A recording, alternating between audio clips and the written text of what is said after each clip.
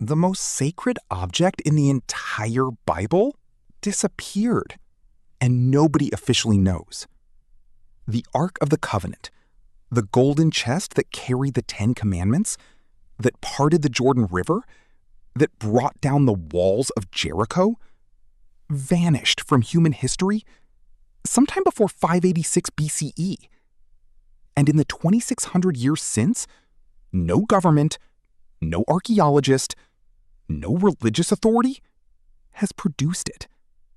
But here is what makes this genuinely strange.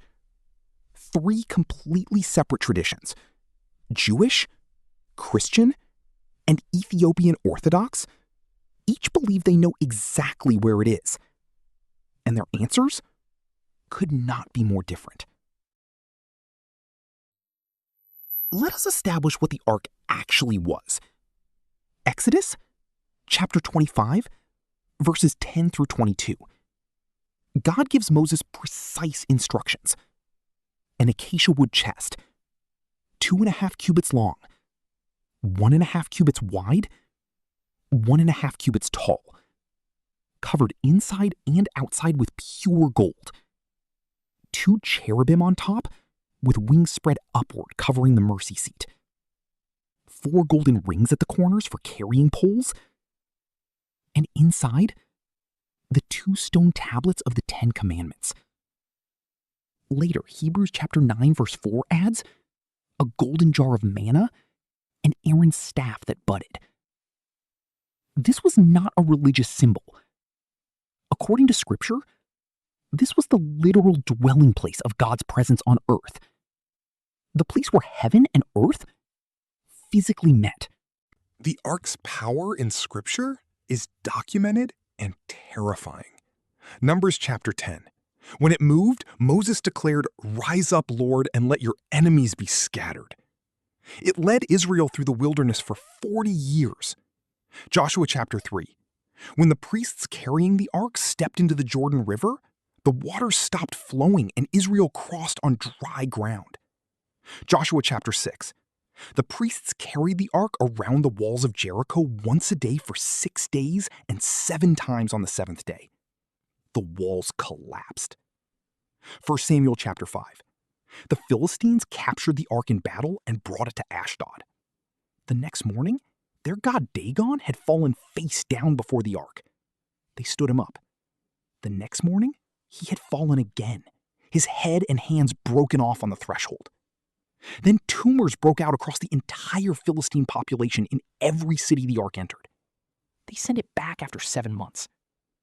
1 Samuel chapter 6. Israelites in Beth Shemesh looked inside the ark. 50,070 people died. 2 Samuel chapter 6. A man named Uzzah reached out to steady the ark when the oxen stumbled. He touched it and died instantly on the spot. Jewish tradition offers several explanations. The Talmud tractate Yoma suggests the ark was hidden by King Josiah himself, buried deep beneath the Temple Mount in a concealed chamber, because Josiah foresaw the Babylonian invasion coming and hid it to protect it. This is the dominant rabbinic position. The ark is still there, under the Temple Mount in Jerusalem, inaccessible because of the political impossibility of excavating beneath one of the most contested pieces of land on earth. The Copper Scroll, one of the Dead Sea Scrolls found at Qumran, lists 64 locations of buried temple treasure with precise descriptions.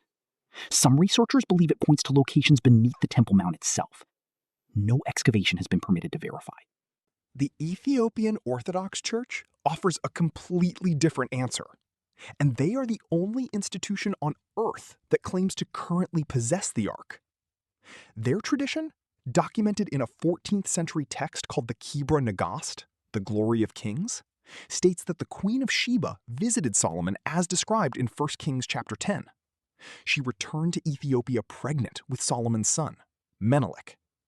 When Menelik came of age, he traveled to Jerusalem to meet his father Solomon. And when he returned to Ethiopia, he brought the ark with him, replaced with a replica in the temple. The real ark carried to Africa. The Ethiopian Orthodox Church states the ark, called the Tabat, is currently housed in the Chapel of the Tablet in Aksum, Ethiopia. A single guardian monk is appointed for life to watch it. No outsider has ever been permitted to see it.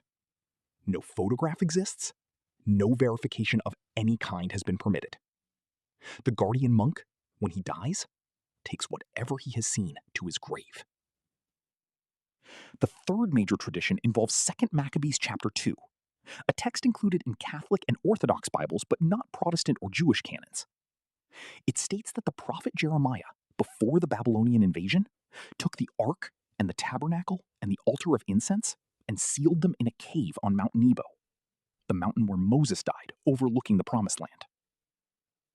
Jeremiah told those who followed him, "The place shall be unknown until God gathers his people together again and shows his mercy." Mount Nebo is in modern Jordan. No excavation has found anything. But the tradition is old enough and specific enough that it cannot simply be dismissed. Now here is what most people miss entirely. Revelation chapter 11, verse 19. At the sounding of the seventh trumpet, the temple of God in heaven was opened, and the ark of his covenant was seen within his temple. In the New Testament framework, the earthly ark was always a shadow of a heavenly reality. Hebrews chapter 9, the earthly tabernacle was a copy and shadow of what is in heaven. The disappearance of the ark in this framework is not a tragedy. It is a transition. The physical object served its purpose, pointing to the true ark, the mercy seat in heaven, which John sees in Revelation as still present and real. This is why many Christian theologians argue the physical ark's location is ultimately irrelevant. The substance replaced the shadow. But the physical mystery remains. The Temple Institute in Jerusalem has already constructed a new Ark of the Covenant in preparation for a rebuilt Third Temple. Heated debate continues in Israeli political and religious circles about excavating beneath the Temple Mount. The Ethiopian Church continues to deny all requests for verification of their claim. And the cave on Mount Nebo remains unexcavated. 3 traditions, 3 locations, 1 disappeared object, and the most contested piece of real estate on Earth sitting directly above where the most likely answer is buried.